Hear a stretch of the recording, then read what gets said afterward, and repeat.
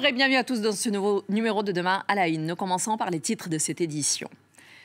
Emmanuel Macron reçoit lundi à Pau 5 chefs d'État africains pour un sommet du G5 Sahel axé sur la lutte contre le terrorisme. L'occasion pour nous de revenir sur la stratégie sahélienne de la France et sur le rôle joué par les pays africains dans cette lutte.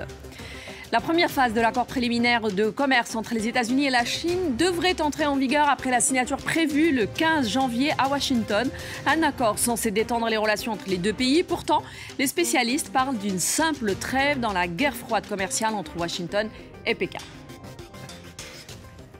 Bienvenue à tous. C'est au château de Pau que se tiendra lundi le sommet du G5 Sahel où Emmanuel Macron donne rendez-vous à 5 chefs d'État africains dans le cadre de la lutte antiterroriste. Il doit réunir le président de la République du Mali, le président du Burkina Faso, le président de la République du Niger, le président de la République islamique de Mauritanie et le président de la République du Tchad.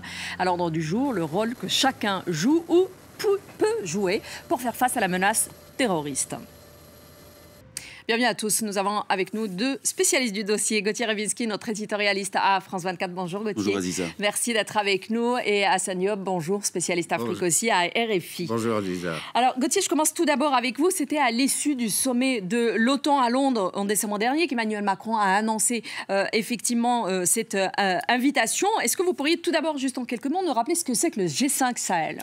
Alors le G5 Sahel, c'est une institution.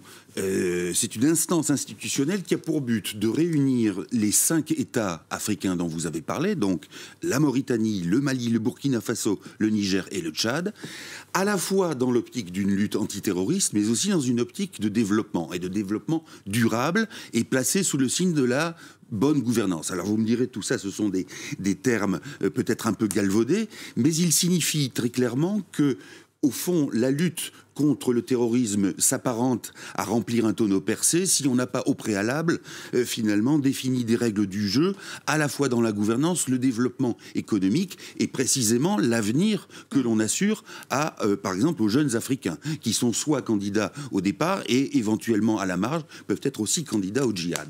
Donc il y a cette prise en compte de cette donnée-là. Maintenant, on en parle souvent en ce moment sur le plan militaire pour dire que, d'une part, ce G5 Sahel sur le plan militaire n'a pas reçu les dotations qu'il attendait, tout du moins pas complètement, pas dans leur intégralité, et que, effectivement, sur un territoire énorme qui est de plus de 5 millions de kilomètres carrés, eh bien, le quadrillage, que ce soit avec l'aide de la force Barkhane, la force française, et de ses armées donc sahéliennes, se révèle très compliqué, parce que en même temps, ce qu'il faudrait faire et ce qui est prévu dans l'existence, dans les statuts du G5, c'est la formation des armées locales, la formation et la dotation aussi en équipement, et tout ça traîne énormément. Si vous ajoutez à cela le fait que quand vous êtes soldat dans un pays dont vous ne reconnaissez pas forcément l'autorité suprême comme légitime, eh bien ça ne vous incite pas à risquer votre vie sur des terrains pareils.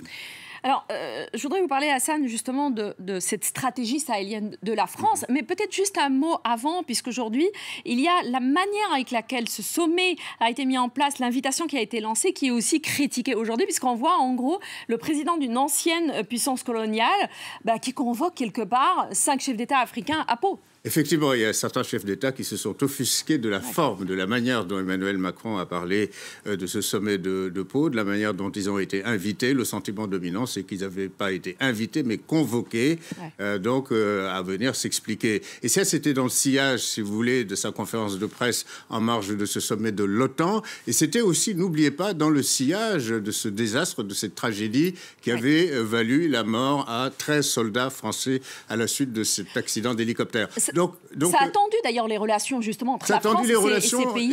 Et puis il y avait la toile de fond du fait que de plus en plus on assistait en Afrique, dans ces pays du G5 Sahel, dans un certain nombre de pays, le Burkina Faso notamment, le Mali, à des manifestations hostiles à la présence militaire française. Et tout ça évidemment ne plaît pas aux militaires parce qu'ils sont là, ils risquent leur peau, la France dépense de l'argent, etc.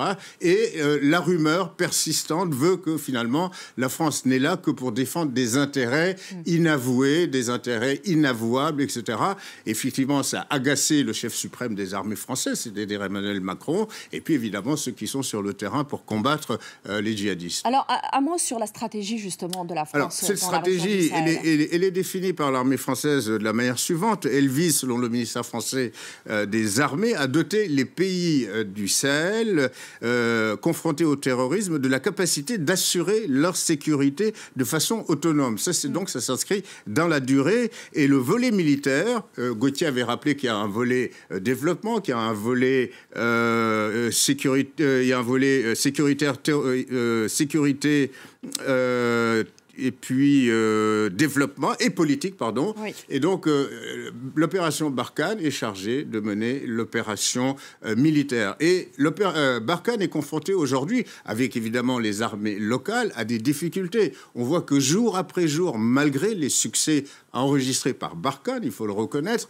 il y a les assauts répétés, les assauts meurtriers des forces djihadistes, surtout dans cette zone des 3 frontières, oui. Mali, Niger, Burkina Faso. Encore cette semaine, on parle de 25 morts ce vendredi au Niger à la suite d'une attaque. C'est ce qu'on appelle le point brûlant d'ailleurs de cette guerre au Sahel. Voilà, donc la France est amenée à réviser cette stratégie au Sahel. Et cette révision passe aussi par un appui beaucoup plus élargi de la part de l'Union européenne. Or, pour l'instant, l'accompagnement militaire de l'action française est très maigre. Ouais. Il y a le Danemark, il y a la Belgique, je crois, l'Estonie.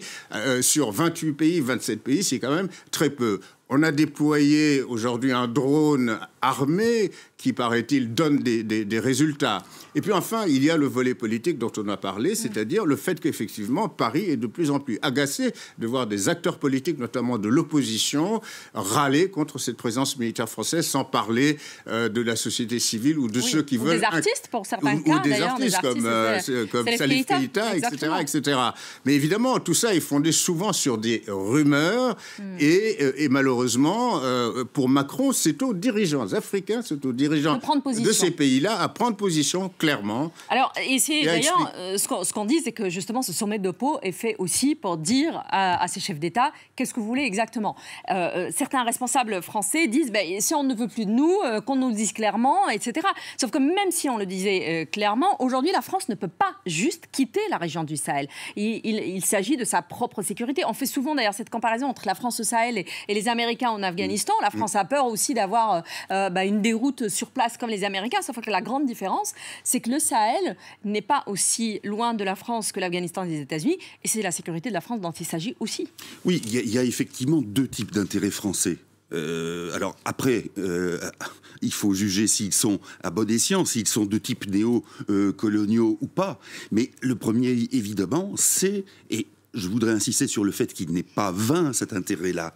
L'intérêt qui consiste à repousser, à essayer de combattre des commandos, des groupes terroristes islamistes, que serait devenu Bamako en 2011 si, effectivement, les djihadistes avaient avancé. Non seulement, bien sûr, vous aviez un risque parce que ça devenait une base dite de califat, par exemple, pour des actions en Europe, mais les populations africaines elles-mêmes auraient souffert le martyre. Tous ceux qui ont vécu sous le joug, le knout de l'État islamique sont là parfois ils ne sont plus là pour en témoigner. Et auraient favorisé l'immigration clandestine. Bien sûr, c'est le deuxième grand dossier d'ailleurs. Bon, alors le deuxième intérêt, évidemment, la France n'est jamais comme n'importe quel autre pays, quelque part à l'extérieur pour uniquement de l'altruisme. Simplement, peut-être que là, on peut trouver un lien, si vous voulez, intéressant, une sorte de ruse de la raison. Si la France tient à marquer encore ses plates-bandes en Afrique, c'est aussi pour les défendre vis-à-vis de la Russie et de la Chine. Et autant la Russie et la Chine se soucient comme de leur dernière chemise, de la nature des régimes en Afrique, ils préfèrent même d'ailleurs quand c'est un peu autocratique, bien, autant la France peut dire notre différence à nous, c'est ainsi qu'elle va essayer de le faire passer, notre différence à nous signifie qu'on s'intéresse malgré tout au devenir, non seulement des populations, mais de l'être individu au sens politique et d'un État national. Et puis c'est aussi pour la France l'opportunité, aussi le moyen de se situer sur la scène internationale. Mais dans quelle mesure est-ce que c'est possible ? justement, dans quelle mesure est-ce que c'est possible? Puisqu'aujourd'hui, la France ne peut pas juste décider toute seule. Il y a des partenaires sur place. Et je pense que les États sur place sont tout aussi importants dans cette équation, voire plus. Alors, vous avez parlé tout à l'heure de développement, vous avez parlé de politique, etc. Aujourd'hui, il y a 5 pays qui sont sur place, qui ont eux-mêmes des difficultés, puisque la France n'est pas censée rester ad vitam aeternam. Donc, comment et jusqu'où est-ce que ça pèse aujourd'hui aussi sur ce dossier? Écoutez, cette mission qui est de doter... Puisqu'il n'y a pas une démobilisation, finalement, des autorités sur place. Il y a non seulement une démobilisation, mais il faut admettre, malheureusement, la faillite et certaines mauvaises gouvernances, certaines mauvaises pratiques qui font que la majorité des populations de ces pays vivent une sorte d'absence, de carence de l'État. À tout point de vue, au niveau éducatif, au niveau sécuritaire, bien entendu. Et que la France, lorsqu'elle est appelée au secours, c'était pour éviter l'effondrement de la totalité du Mali face aux djihadistes.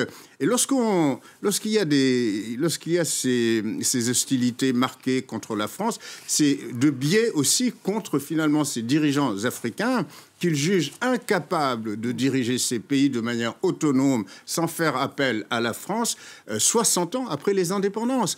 Et que c'est d'ailleurs, pardonne-moi, que les spécificités de ces remarques anti-françaises sont aussi parfois utilisées par certains chefs d'État africains comme une variable d'ajustement. Oui, bien sûr. Lorsqu'on est gêné aux entournures, eh bien ce sentiment est pratique et utile. Absolument, il se défausse sur la France. Mais en vérité, c'est vrai que cette situation au Sahel, c'est véritablement l'illustration de la faillite des États africains à pouvoir se prendre en charge, notamment dans le domaine sécuritaire. La ministre française des Armées a dit que l'opération Barkhane va s'inscrire dans le temps long.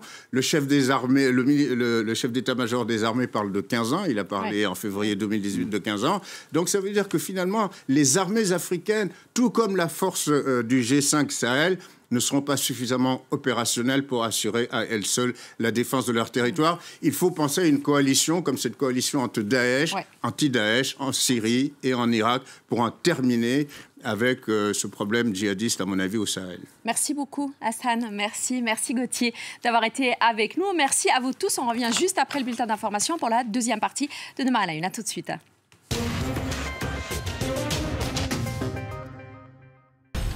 France Info et France 24 unissent leurs forces pour vous proposer un magazine de géopolitique, Le Monde dans tous ses états. Avec un invité, toutes les 2 semaines, nous allons décrypter, analyser la situation d'un pays au cœur de l'actualité.